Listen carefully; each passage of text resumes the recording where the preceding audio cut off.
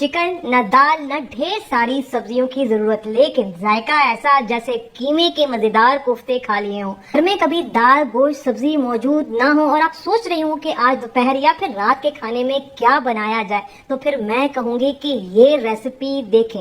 कम खर्च में इतना लजीज कोफ्ते का सालन घर वाले खा के उंगलियां चाटने वाले हैं और आपकी समझदारी की तारीफें करने वाले हैं। तो क्या बनने जा रहा है, रेसिपी बहुत ही मजेदार होने वाली है। रेसिपी पसंद आए चैनल को जरूर सब्सक्राइब करना है। स्टार्ट करेंगे। बिस्मिल्लाहिर्रहमानिर्रहीम। आलू जो कि हर घर में मौजूद होते हैं, तो आज आलू का ही इस्तेमाल करने वाले हैं। 3 मीडियम साइज के आलू लेने हैं। आलूओं का छिलका उतार के इनको बॉईल कर लेना है। अब ये गर्म है, इनको फिलहाल ठंडा होने देते हैं। यहाँ पे कुछ और काम कर लेते हैं। पैन लेंगे, पैन में ऑयल डालेंगे। ऑयल थोड़ा सा ज्यादा ही जाएगा क्योंकि हम इसमें प्याज ब्राउन करने वाले हैं। 2 मीडियम साइज की प्याज, अगर छोटे साइज की है तो 3 ले लेनी है और प्याज को यहाँ पे करेंगे ब्राउन। ठीक है, तो तेज आंच करें और प्याज को मुसलसल चम्मच चलाते हुए हमने फ्राई करना है ताकि सारी प्याज पे अच्छा सा कलर आ जाए और ये क्रिस्पी हो जाए। तो ये देखिए, ये बड़ा बेहतरीन सा कलर आ गया है और अब ये सारी की सारी प्याज हम निकाल लेंगे।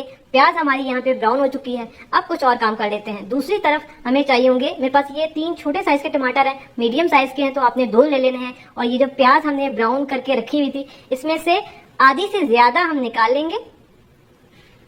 तकरीबन 2 टेबल स्पून जितनी मैंने बचा ली है। इसका क्या करना है वो मैं आपको आगे चल के बताती हूँ। ये जो है ना, इसको आपने मिक्सी जार में डालना है, थोड़ा सा पानी डाल के पेस्ट बना लेना है। तो यहाँ पे देखें, प्याज और टमाटर का हमारे पास पेस्ट तैयार होकर आ गया है। अब मिक्सी जार में ये थोड़ा सा पेस्ट लगा हुआ है, इसको हम जाया नहीं करेंगे। इसमें थोड़ा सा पानी डाल के मैंने थोड़ा सा इसको ब्लेंड कर लिया है, तो ये भी सारा पेस्ट हमारे पास आ जाएगा। अब काम को आसान करने के लिए इसमें कुछ मसाले डालेंगे।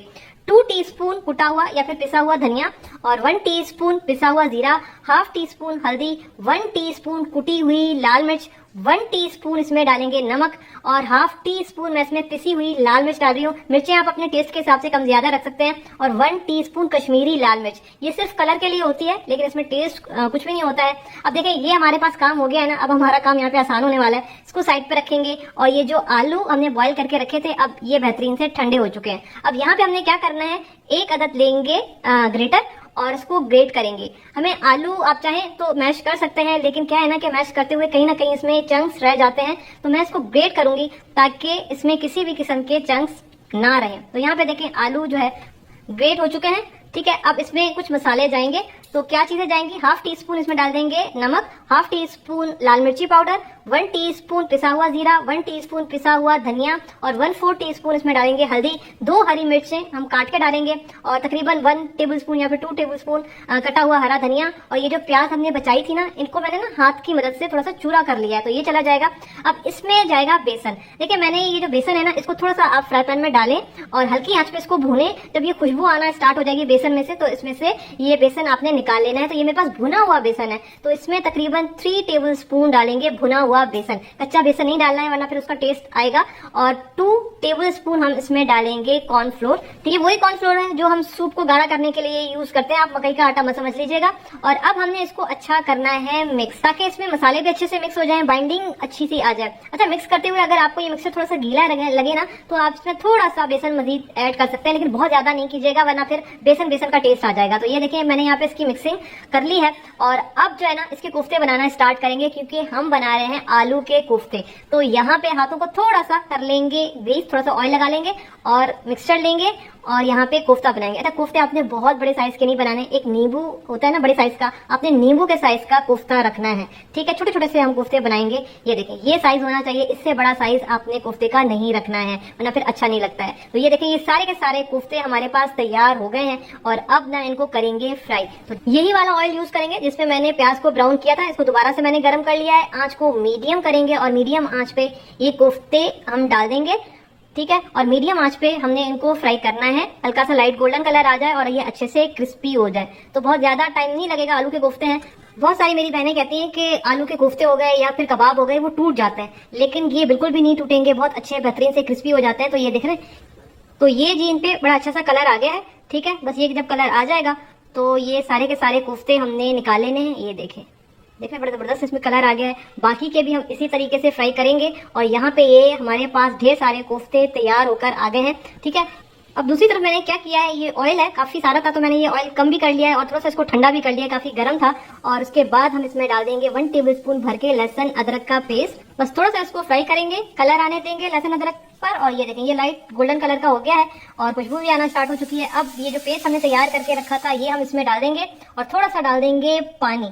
अब इसको ना हमने भूनना है, आंच को तेज करें, इसको भूने जितना भी टमाटर का पानी है जो अभी हमने पानी डाला है ये सारा का सारा ड्राई हो जाए। अब देखिए हम इसको तेज आंच पे भून रहे हैं ना तो ये छींटे उड़ेगी, किचन भी गंदा होगा, आपके ऊपर भी छींटे आएंगी। तो बेहतर ये है कि इसको कवर करके आप इसको पकने के लिए रख दें और जब तक ये सारा का सारा टमाटर का पानी ड्राई नहीं हो जाता है। तो 2 मिनट के लिए मैंने कवर किया था और ये देख रहे हैं अब ऑयल साइडों पे निकलना शुरू हो गया है और मसाला बेहतरीन भुन चुका है। अब आंच को या तो बंद कर दें या तो बिल्कुल हल्का कर दें और इसमें फिर दही डालें, तकरीबन 2 से 3 टेबल स्पून जाएगा। आंच तेज होगी ना तो फिर दही फट जाएगा, दाने दाने हो जाएगा। इसको पहले अच्छा सा मिक्स करें, जब इस तरह की मिक्सिंग हो जाएगी अब चूल्हा ऑन करें और इसको भूनें, जो दही का पानी है ड्राई होने दें। तो यहाँ पे देखें दही का पानी मुकम्मल तौर पे ड्राई हो चुका है और अब ग्रेवी के लिए हम इसमें पानी डालेंगे। मैं 1 गिलास डाल रही हूँ इसमें पानी, आपको जितनी ग्रेवी रखनी है उस हिसाब से पानी डाल सकते हैं। इसको मिक्स करेंगे और बॉयल आने देंगे। जब इसमें बॉयल आ जाएगा, ये देखें अब बॉयल आना स्टार्ट हो गया है, आंच को यहाँ पे हल्का कर देंगे, मीडियम लो पे ले जाएंगे, कवर करके हम 2 मिनट पकाएंगे ताकि ये अच्छी सी ग्रेवी पक जाए। तो यहाँ पे देखें जी हमने 2 मिनट इसको पकाया था, ग्रेवी यहाँ पे बेहतरीन तैयार हो चुकी है, बल्कि हमारा सालन ही तकरीबन तैयार हो चुका है। बस 1 मिनट या फिर 2 मिनट का काम है हमारा। तो ये देखें ये इस तरह की ग्रेवी हमारे पास तैयार हो गई है। ठीक है, आपने कितना गाढ़ा ग्रेवी को रखना है अपने हिसाब से आप रख सकते हैं, लेकिन मेरे हिसाब से ये बिल्कुल ठीक है। और अब हम इसमें डाल देंगे हरी मिर्चें, तकरीबन 6 से 7 अदद, और उसके बाद हम इसमें ये कोफ्ते डाल देंगे। ठीक है, इसको हल्के हाथ से हमने मिक्स करना है, आंच को यहाँ पे हल्का कर देंगे। और इसके बाद जो है ना मैं इसमें डाल दूंगी 1 टीस्पून कसूरी मेथी, इससे ना इसमें खुशबू भी बड़ी अच्छी आएगी, फ्लेवर बड़ा अच्छा आएगा। और ½ टीस्पून ही मैं पिसा हुआ गरम मसाला डाल रही हूँ इस पॉइंट पे, और दोबारा से थोड़ा सा मिक्स कर लेते हैं ताकि गरम मसाला और कसूरी मेथी भी इसमें अच्छी सी मिक्स हो जाए। अब हमने कुछ नहीं करना है, ये सालन तकरीबन तैयार है। बस थोड़ा सा कटा हुआ हरा धनिया डालेंगे। ये आलू के कोफ्ते हैं तो बहुत ज्यादा हम इनको नहीं पकाएंगे वरना ये नरम हो जाएंगे। ये इतना लजीज सालन बनता है, यकीन करें कि आप अगर एक दफा बनाएंगी ना तो उसके बाद आप बार बार खुद जो है इसको बनाने पे मजबूर हो जाएंगी। अभी ना हम इसको कवर करके हल्की आंच पे बस 2 मिनट दम पे रखेंगे और सालन इंशाल्लाह हमारा तैयार हो जाएगा। तो ये देखें 2 मिनट के बाद ढक्कन हटाएंगे, बिस्मिल्लाहिर्रहमानिर्रहीम, चूल्हा हम यहाँ पे बंद कर देंगे और ये जी मजेदार हमारे कोफ्ते तैयार हो चुके हैं, कोफ्ते का सालन तैयार हो चुका है। ये देख रहे हैं बड़ी बेहतरीन इसकी ग्रेवी बनी है माशाल्लाह से। बाकी आप ग्रेवी अपने हिसाब से एडजस्ट कर सकते हैं। और ना मुझसे यहाँ पे सब्र नहीं हो रहा तो मैं सबसे पहले ना अपनी प्लेट निकालने वाली हूँ गर्मा गर्म। तो ये देखें जी, कोई कह सकता है कि इसको आपने आलू से बनाया है, तो अक्सर घर में सब्जी नहीं होती, दाल नहीं होती, गोश्त नहीं होता, आलू रखे हुए होते हैं और समझ नहीं आता आलू का क्या बनाएं। तो आप एक दफा ये रेसिपी बनाएं, अगली दफा फरमाइश पे ये रेसिपी आपके घर बनेगी इंशाल्लाह। और ये हमने इसको निकाल लिया है सर्विंग बॉल में। और यहाँ पे जी आलू के कोफ्ते, जायका ऐसा जैसे आपने कीमे के कोफ्ते खा लिए हों, बल्कि उससे भी ज्यादा ये मजेदार कोफ्ते बनते हैं और किसी को पता ही नहीं चलता कि आपने किस चीज के ये कोफ्ते बनाए हैं। इसको आप गरम गरम रोटी के साथ, चपाती के साथ, या फिर मेरी तरह ना ये जो तंदूरी रोटी के साथ, इसका मजा ही अलग है। ये देख रहे हैं इस तरह की करारी तंदूरी रोटी और गर्मा गर्म ये कोफ्ते का सालन। तो जो खवातीन रोजमर्रा के खाने बनाती है ना तो उनके लिए बड़ी परेशानी होती है कि आज दोपहर में, रात में क्या बनाएं। तो कभी कुछ ना हो तो आप ये ट्राई करें और मुझे जरूर बताएं कि कैसा बना।